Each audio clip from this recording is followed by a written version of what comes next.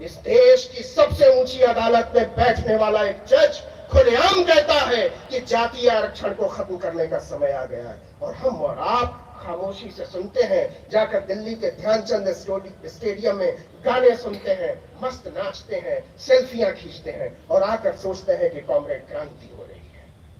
ये क्रांति हमारे और आपके नजरों के सामने धोखा है। बदलाव का जो ये ढोंग रचा जा रहा है, वो एक दिन हमारी आने वाली नस्लों को बर्बाद कर देगा। मैं आपसे इसलिए नहीं आया हूं कि हम अपने आप को बचा लें। मैं इसलिए आया हूं कहने के लिए कि हम अपनी आने वाली नस्लों को बचा लें। हम वो बचा लें जो हमको बाबा साहब ने दिया था, और यकीन मानिए कि जो हमको बाबा साहब ने दिया था उससे कम कम कम हमारे पुरखों ने हमको सौंपा है।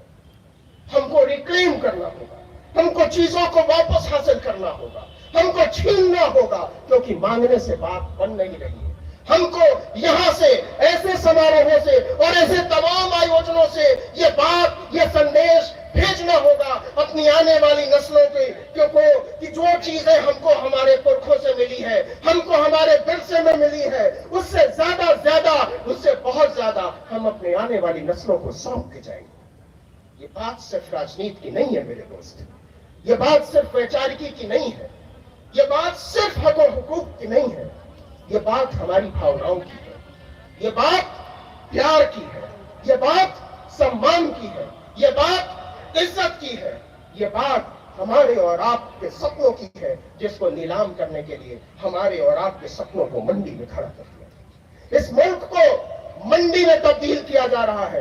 इस मुल्क की रेलें नहीं बेची जा रही हैं, इस देश के दलितों, पिछड़ों, आदिवासियों के सपने बेचे जा रहे हैं। इस देश के हवाई अड्डे और हवाई जहाज नहीं बेचे गए, हमसे और आपसे हमारा हक छीना गया है। इस देश की सड़कें नहीं बेची गई है, हमसे और हमारा आपका हक छीना गया है। और अभी भी अगर हम और आप ये समझने को, सुनने को राजी नहीं है, तो देर पहले हो चुकी है और देर हो जाएगी। मैं ये बात पूरी ताकत से कहना चाहता हूं और बार बार कहना चाहता हूं कि पीछे देखना छोड़ना होगा। उन लोगों ने जो गलतियां की हैं, हमको उससे आगे बढ़ना होगा। ये बात टंके की चोट पर कहनी होगी कि त्रिशूल और बाबा साहब की लड़ाई एक साथ नहीं चल सकती। ये भ्रम है कि त्रिशूल लहराकर और पीछे मान्यवर की तस्वीर लगाकर, बाबा साहब की तस्वीर लगाकर आप भ्रम पैदा करना चाहते हैं कि हम किसी सामाजिक न्याय की लड़ाई लड़ रहे हैं। तो ऐसे लोगों से होशियार रहना रे मेरे भाई, वो लोग तुमको ठग रहे हैं।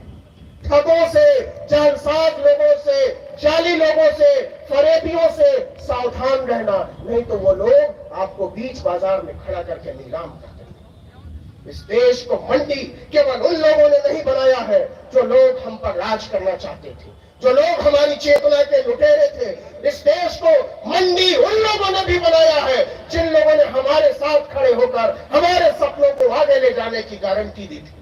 और इसलिए ये बात बार बार कहने की जरूरत है, हर मंच पर कहने की जरूरत है, चीख चीख कर कहने की जरूरत है कि हम आप में से हर एक का चेहरा पहचानते हैं। हम पहचानते हैं आपके जूतों का तल्ला जिससे आपने हमारे सपनों को रौंदा है, और अब हम और इसके लिए तैयार नहीं है। बात लंबी हो गई है, बहुत सारे लोग बोलने वाले हैं, इसलिए मैं खत्म कर रहा हूं अपनी बात को केवल इतना कह के कि आने वाले दिनों में ये लड़ाई और बड़ी होगी।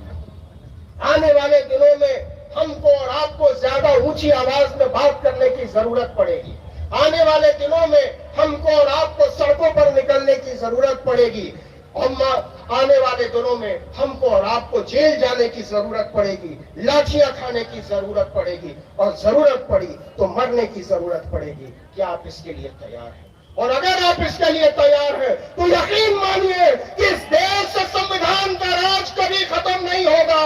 यकीन मानिए इस देश से लोकतंत्र कभी खत्म नहीं होगा। यकीन मानिए वो तमाम लोग इसी मुल्क की जेलों में बंद किए जाएंगे जिन्होंने हमसे और आपसे हमारे जीने का सपना छीना है, जिन्होंने हमसे और आपके सपनों को नीलाम किया है, जिन्होंने इस मुल्क के संविधान से गद्दारी की है, जिन्होंने आदमी के ईमान से गद्दारी की है।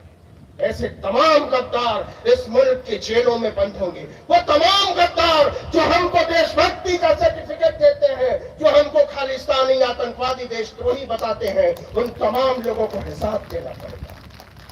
मैं बधाई देना चाहता हूं आगे खड़े इन तमाम लोगों को